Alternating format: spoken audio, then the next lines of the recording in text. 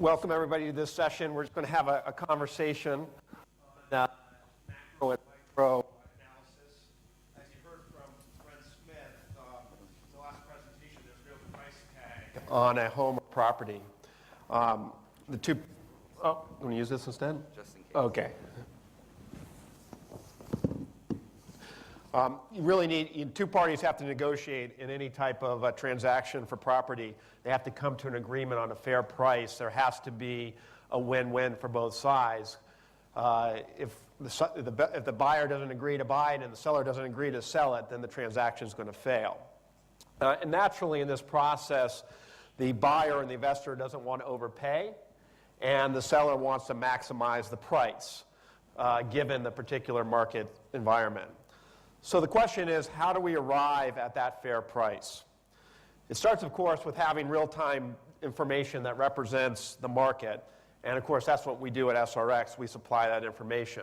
But as Brent said, we know that's not enough. Someone has to interpret that data. And that is where an analyst or a property advisor adds real value for his clients or her clients. So I'm lucky to be joined on the stage by two smart analysts. So let's have a conversation and pick their brain a little bit about arriving at a fair price. For the sake of the conversation, we'll look at the analysis from two perspectives. One is the macro or the top-down approach, what's going on in the national level, on the high-level side. And then two, we'll look at the micro approach or the bottom-up approach, what's going on at the unit level. So it seems to me to arrive at that price, you need to look at both the macro and the micro, so that's why we're focused on both sides. Hamish, as a longtime analyst, researcher, and strategist, you've spent a lot of time looking at market movements and the big picture. So tell us how to do that. How do we look at the big picture? Thanks, Sam, and welcome everyone today. It's fantastic to see such a phenomenal turnout. What I wanted to talk about today was a couple of things in the interest of time, obviously at a very, very high level.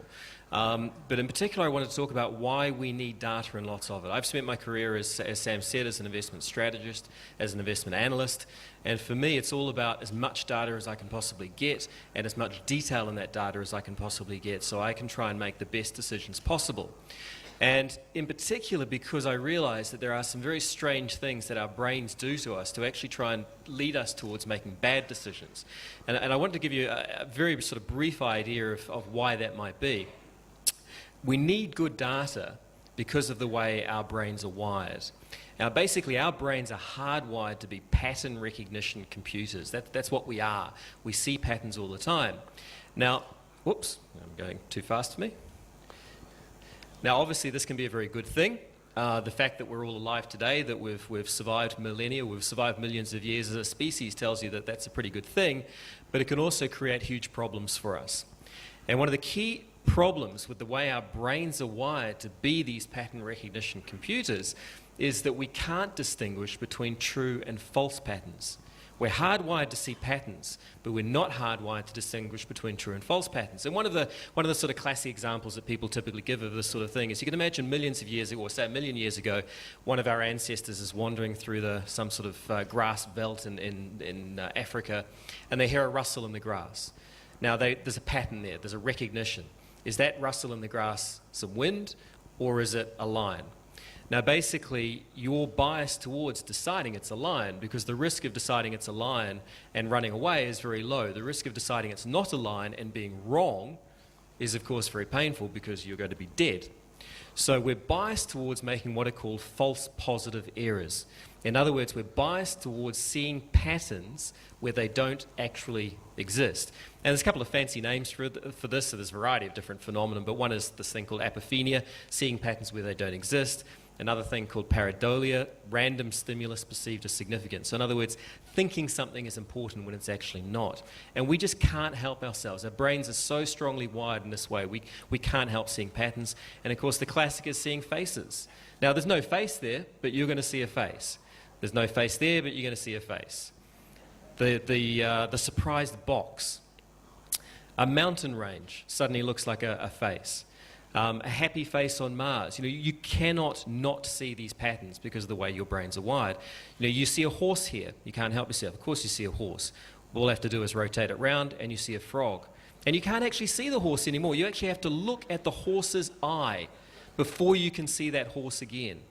If you're looking at the frog's face, you cannot see that horse. It's extremely difficult, even though you know the horse is there because I've just shown you the horse was there.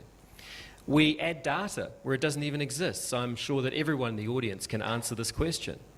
And if you can answer that question, it begs the question of, what are you reading? Because there wasn't the data there. You were inserting letters where they didn't exist. Now, how does this relate to investing?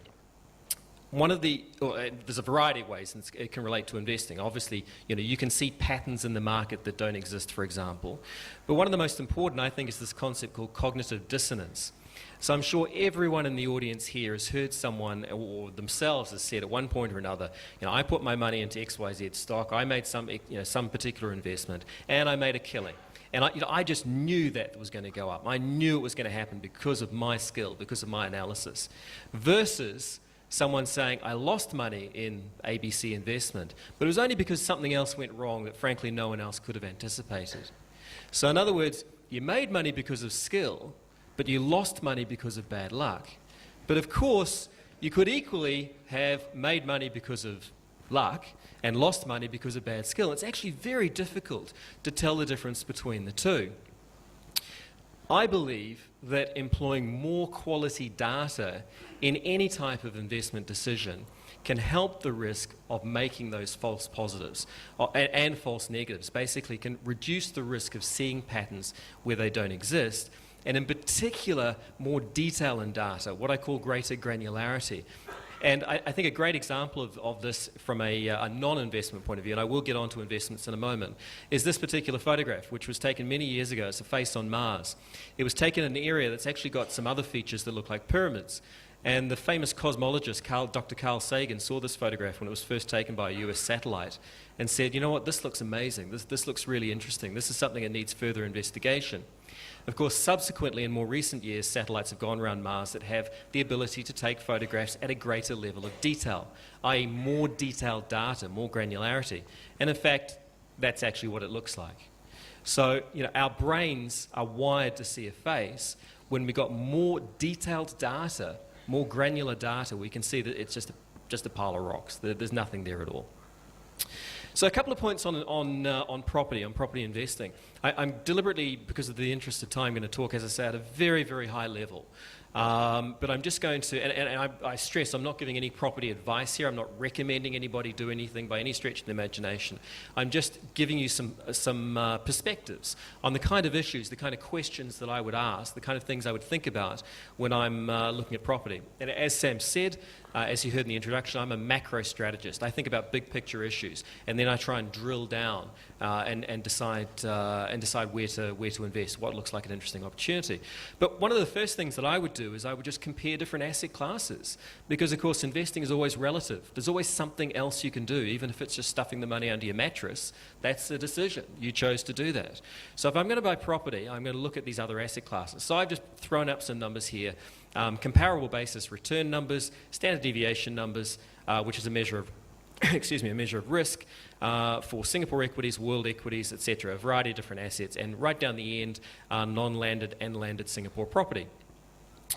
And importantly, what I've also done is shown return divided by risk, because of course you don't get higher returns without taking on more risk. There's no free lunch in investing. To get a higher return, you have to take more risk. Even you might not realize it at the time, but you do. It's a pretty fundamental rule of investing. So what I like to try and work out is what kind of bang for my buck am I getting? What kind of return am I getting for the level of risk that I'm taking? And interestingly, when you look along the numbers along the bottom, the kind of bang for your buck you're getting, you can see the highest is for US bonds. So the return for US bonds is lower than a lot of the asset classes, but you're also getting lower risk. So you're bang for your buck. The kind of risk you're taking for getting a particular investment is pretty good relative to, say, Singapore equities, where you're getting a higher return, but it's for a much higher risk. The standard deviation's higher. One of the things I think is important here is you look at the property numbers. The standard deviation, this risk measure for property, is very high.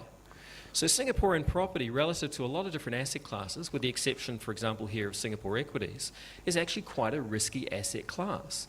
And you need to take that into consideration when you are investing, the kind of risk you are taking on. This is only one way of thinking of risk. There's a whole variety of different ways you could think of risk. And of course, Hey, Mitch, let's break that down a little bit, because I think this is a fairly provocative slide here, because it does show that property is a risky investment here in Singapore, and I think we probably all sense that. But it also underscores, because it is risky, there needs to be good advice behind it. Absolutely, and I think that there needs to be good advice behind it, because, of course, what I'm doing here, as I stressed right at the beginning, is looking at things that are